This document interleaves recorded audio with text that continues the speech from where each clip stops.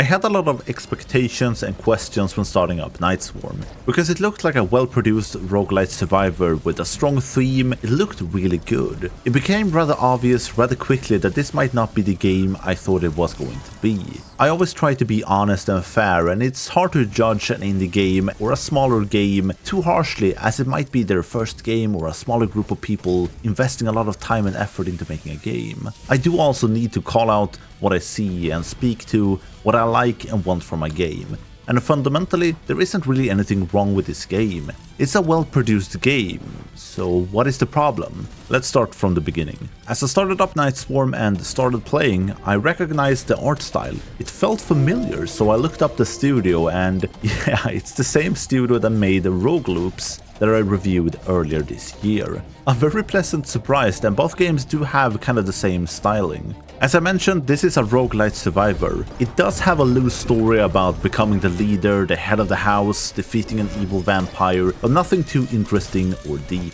And that's okay. It does put more pressure on the gameplay being good, because you generally play roguelites for the gameplay and not the story. What I do find interesting is the design of the game. All characters are basically board game pieces. The same with the enemies, and it feels a bit like you're playing a board game. I kinda like it.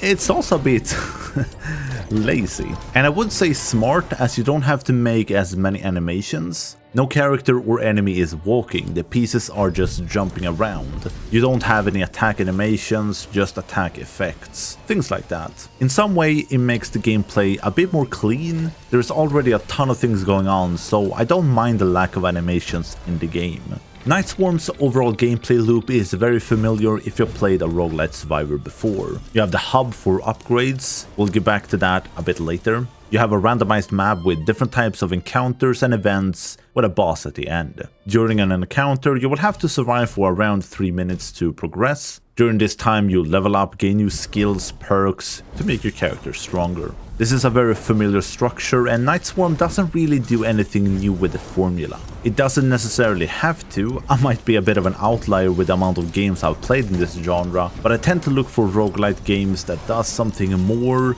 and especially when it comes to roguelite survivors. Night Swarm is solid in almost all aspects. A run, for example, starts with a world map where you choose a location. There are 4 biomes, I would have to call them: the forest, the desert, the snowy mountains, and the castle. Each biome have 3 levels, with each level having different difficulty tiers. The biomes do also have different environmental hazards to look out for.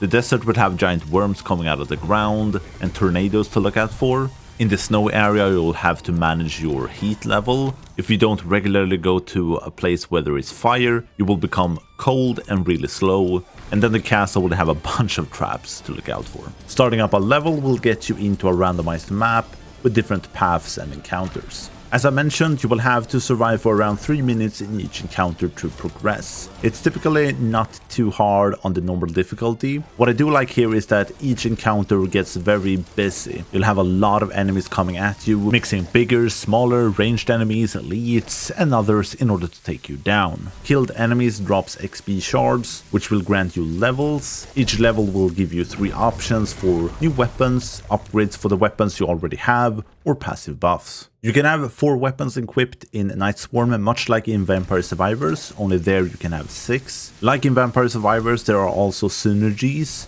and they are structured in pairs. So if you manage to get both weapons in a pair to level 10, you can combine them into a super weapon. This will also get you a weapon slot back, so you could technically get 3 super weapons in a run. I both like and dislike this system. It makes it easier for new players. It's very straightforward in what to upgrade and look for. You can also go for weapons you like easily, and you have some flexibility as you have 4 weapon slots. Night Swarm makes this even more trivial as you have a banning system in the hub, so you can remove all weapons except 7 if you want to, making super weapons even easier to attain, as you have 3 pairs with you and 1 left over. You have basically chosen your playstyle before you go out on a run. For me, this removes a bit of depth and build potential. You are locked into 4 skills during a run. You usually realistically get 2 super weapons in a run, and you'll have to focus on leveling up the weapons over other passive stats in order to make this possible. If you beat the boss at the end, no, I should say when, because the bosses here are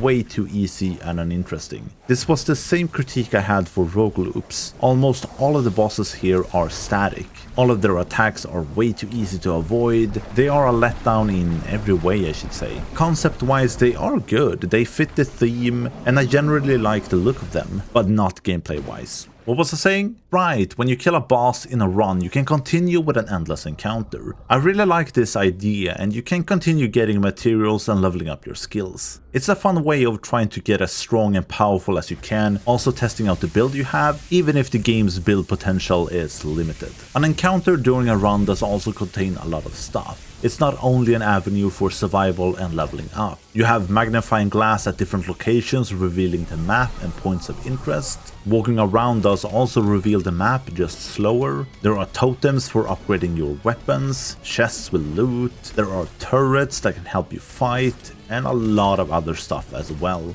And this is what I mean with the game being solid. All of the elements making up the game so far are good ideas to have in a game like this. But they are also in almost all roguelite survivors these days. Even the theme here is familiar, as you are a vampire. Yes, you're on the other side in Vampire Survivors, but it's not far from it. But again, it's not bad. Everything is executed very well. The game plays well. I just wish they were more bold with their ideas. One thing I was excited for that I'd seen in the trailer for the game is the fact that you can get companions during a run. So during a run you can find altars where you can summon a companion to help you. I thought these companions were going to be a bit more active and have their own attacks. They unfortunately are just glorified buffs for your character. They follow where you go, they have their own health bar, and if they die they are gone for a time. But they do have their own buffs, like cooldown reduction, healing, crit, and so on. And they give you a small persistent buff for that stat. And then when a companion's mana bar fills, they activate a hyper variant of that buff for a small duration of time. It is kinda cool. Like the cooldown reduction goes crazy, you just spam out attacks, but it happens every now and then. It's a bit underwhelming and tame.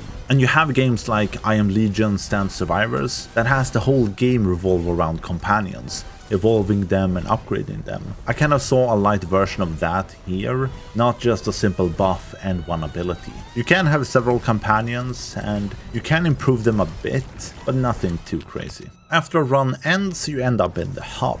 The hub is quite big. I usually don't like a big hub. I don't like unnecessary running, but the hub is very dense with a lot of things. The walk throughout the hub to start a new run became a bit annoying after a few runs, as you start on the opposite side, but just as I wrote down the critique in my notes, I got a teleport point that could take me from where I spawn to where you start a new run. Love this. Having a teleporter if you don't want to or need to interact with any NPCs is great.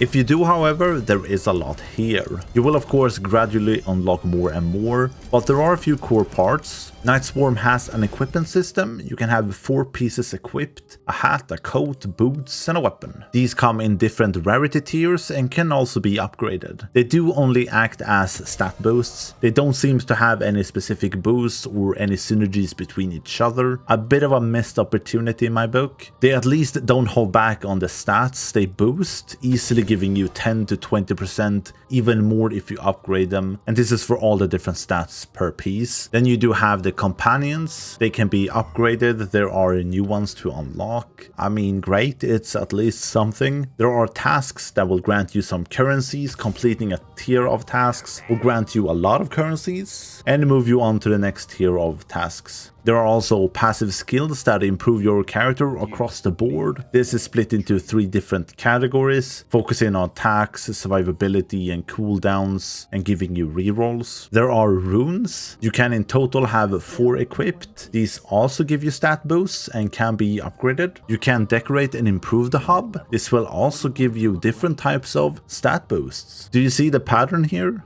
There are a lot of systems in this game, in this hub system, that does the same thing. It feels very bloated and unnecessary. So many menus you have to interact with that gives you the same thing. I think going the equipment route, like Death Must Die, would have been much more interesting. and combining that with a better companion system would have been really cool instead of a bunch of menus with passive buffs. The last major menu in the hub is the book. Here you can take a look at all the weapons, as I've been calling them. They're called relics in the game. There are also passive relics you can get during a run, and then you also have artifacts. And here it's also laid out the synergy between all the weapons. You won't start off with everything unlocked, but as you play you'll get the necessary currency to unlock new weapons, passive relics, and artifacts. Most of these weapons require you to kill enemies or leveling up another weapon before you can unlock them, but none is too hard to accomplish. I like that it's a very clear which weapon that goes together, you don't have to remember or write stuff down. And as I mentioned earlier, you can banish weapons down to 7 that will be available to get in the next run. Night Swarm is ultimately an underwhelming experience for me. It's fundamentally a very solid game with most of the systems you would want from a roguelite survivor. I just don't think it's that exciting or brings anything new to the table. I found their previous game Rogue Loops much more interesting, although a bit more of an outlier. But that's maybe where my own experience of playing a lot of these games come in. I've seen all this in other games before. In a single player narrative driven game, I think repeatable patterns are more okay, because it's more about the story. Here it's all about the gameplay, and I crave something new or better. To someone that hasn't played any roguelite survivors, or just a few of them, this might be just what you are looking for.